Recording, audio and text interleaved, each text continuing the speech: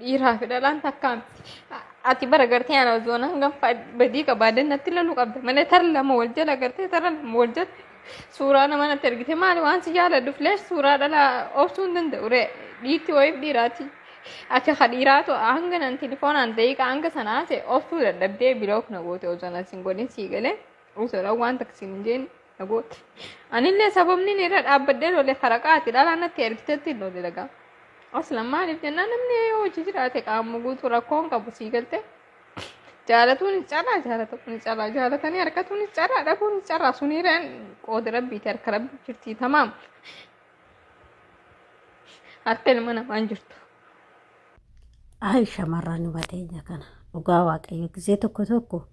shamaruma ta'uu kootuun fan jibbe. Ashamaa akkam jirtu hordoftoota chaanaala kootii kan biyya keessaa kan biyya alaa bakka jirta itti nageenya waaqayyo isin haa baay'atu. Ani nagaa kootii isin akkamnaa jirtu isin jedha hordoftoota koo akkasuma immoo warroonni chaanaala kiyya faaraa taatanii sabskraayibii taatee nutti dabalamaa isin jedha.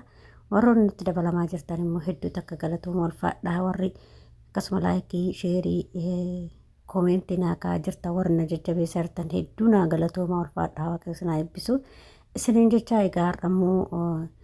shamarran keenyaaf gorsa bareedduu takkan qabadhee dhufee hanga dhumaatti na waliin taasisaniin jedha. Egaa akkuma viidiyoo dura argitan irratti obboleettiin keenya tokko mucaa tokko jaalattee raawwattee arga jaalatteen booda immoo innis hin beektan kaa'amala dhiiraa. Dhiirri kun of akka abbaduudha waan adda addaa jechuudha fi soorota biraa ishii doorsisuuf yookiin ishee itti fakkeessuudhaaf yookiin akka nama malees hin jaalanne jedhe yookiin itti fakkeessee suuraa nama biraa kan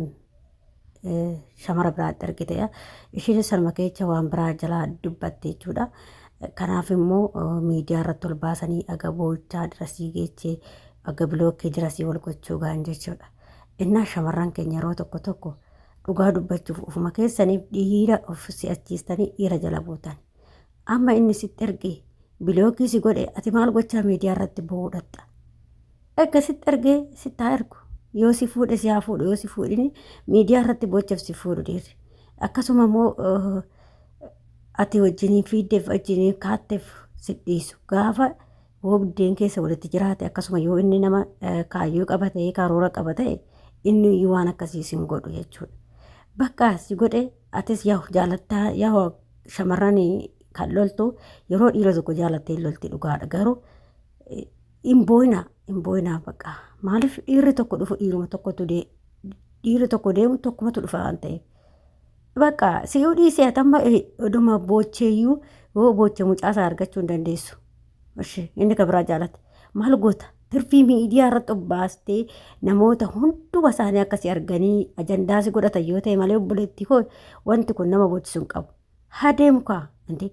sii qilleensa irraa wal jaalata dhiisii dhirsaafniitii waliin ciisanii laayivii dabarsanii daa'ima irraa argatanii addaan ba'aa jiru. Inti yeroo tokko of yaadaa eessa akka jirrus miidiyaan namuu hunda afarsaa deema obboleessa keessi arga obboleettii keessi arga. Maaliif dhiira faanaan boo'inaa inni jaalaluma kasii boochisu garuu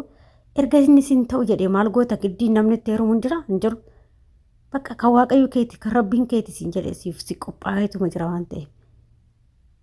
Ani dhugaa dhiifama naa godhaa shamarran keenya ani shamara dhiira duuba boochuu hin jaaladhu. Maaliif boo'an jechuun hin boochi garuu jaalaltu ishii boochisa. Ta'ullee bakka miidiyaa irratti waraabdee akkas gootee wal gachuu hin danda'amu. Maaliif dhiirota keenya mana isaanii waan beeknuuf. Akkasitti fakkeessuu danda'anii isaan dhugaadhaan onnee keessi fudhatanii si biraa deemu warri dhiirotaa jechuudha waan nu godhan hin beekne garuu wajjin boona bakka bilookkisi godhan inni bilookkisi godhan dhiistee biraan deemtu maan sarraa goota isa duukaa boocha. Bakka kan waaqayyo kee bichaan ati cubbuu ittiin hojjete malee yoo inni cubbuu irratti hojjete ati waan gaariitti waaqayyo si qaba jechuudha. Kanaaf shamarran keenya yoo inni sitti dabillee ati ittiin dabin bakka ati ittiin dabinii malee duuban booyin bakka yaa rabbi jedhii dhiisi waaqayyo keetti kennadhu dhiisi yaa waaqayyo sun beekaa waan ati na yaaddus biddeen ati na yaaddu jedhiiti rabbi keetti kennadhu dhiisi bakka maaliif ani jaalalaan an miidhame jedhiiti. Kanaaf viidiyoo baatee waraabdee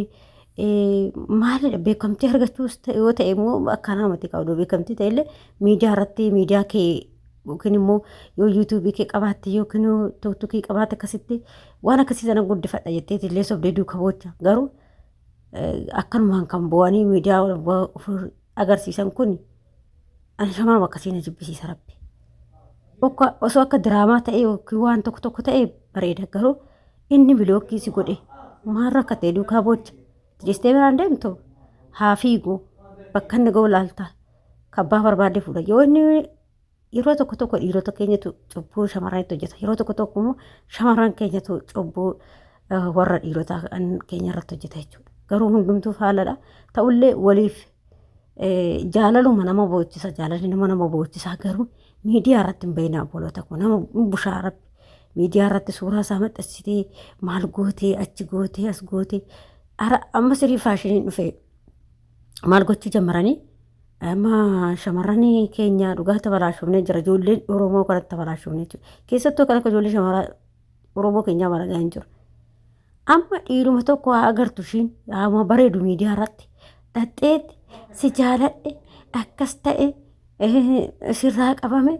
ani akkas nyaachuu dadhabe si rafuu dadhabe na fuutu inte maal jechuudha rabbi dhugaa shamarran akkasii amma takka wayimee qo'aa viidiyoo ishee fide hin boochuu miidiyaa kanarra deemte hin boochuu yaa rabbii ko dhugaa obboleewwan kiyya goroo macoosa yoo agartan jechuudha akkasiin qaamni ishii xiqqoo ishii baay'ee wannaadha beektanii qaama ishii irratti waan tiftifii wayitutu yaa'ee jirallee dhamce yoo sun yaa rabbiin jedhaan dhugaa waaqayyo oduu rabbiin ishii kadhatte teechatoo ishii rabbii ishii kadhattee har'aa gajaalalaa boojii yaa rabbati kanarraa fuudhee jettee oduu kadhattee baay'ee dasnee obboleettiin keenya sun jechuudha garuu meeqaa viidiyoo ishee fidee isin hojjedha dhugaa waaqayyo jechuudha waan baay'ee nama ajaa'iba mucaa tokko kunoo toottukii kanatti irraa qabamte waluu fakkaatan waluun gitan wayyaallee miti walirraayyuu hin deeman akkanuma dhiiruma bareeduma argeeffanama olaan irratti baay'atan maal si godha obboleettii koo dhiirri bareedinaaf duukaan boo'inaa dhiira jechuun dubartii jechuun dubartii jireenya keessii bareechitu malee dubartii bareedduu faayidaa hin qabdu dhugaas hin jedhu obboloota koo dubartii dhiiras yoo ta'e dhiirri kan filadhaadhe warri dhiironni warroonni filattan dubartii bareedduu osoo hin taane dubartii jireenya keessii bareechitu filadhu akkasuma warroonni dhiirallee dhiira warri shamarranis warra dhiiraa filattan dhiira bareedina firiizii mareessu deemu osoo hin taane dhiira jireenya keessii bareechuu addunyaa kana wajjin jiraattu kan si bashannansiisu kan jaalala dhugaasii qabu kan fataasii godhu akkasuma dubartiin illee kan jaalala dhugaasii qabdu